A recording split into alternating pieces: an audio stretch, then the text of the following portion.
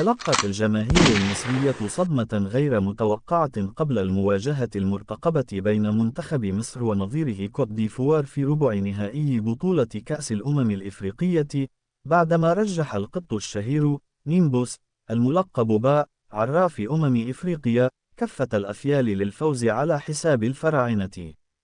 ومنذ انطلاق البطولة في 21 من ديسمبر الماضي، تحرص الجماهير على متابعة توقعات القط نيمبوس قبل مباريات المنتخبات، سواء في دور المجموعات أو الأدوار الإقصائية، نظرا لما حققته توقعاته من انتشار واسع خلال النسخ الأخيرة.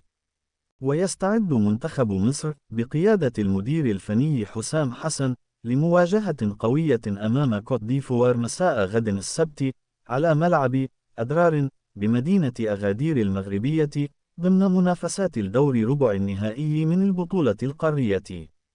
وقبل اللقاء المنتظر، نشر الحساب الرسمي للقط نيمبوس مقطع فيديو جديد كشف خلاله عن اختياره لمنتخب كوت ديفوار للفوز بالمباراة، في توقع أثار قلق الجماهير المصرية التي تترقب عودة منتخبها لمنصات التتويج وحصد اللقب الثامن الغائب. وكان منتخب مصر قد تأهل إلى دور الثمانية عقب فوزه على منتخب بنين بنتيجة 3-1 في دور 16، بينما حجز منتخب كوت ديفوار مقعده في الدور ذاته بعد انتصار عريض على بوركينا فاسو بثلاثية نظيفة.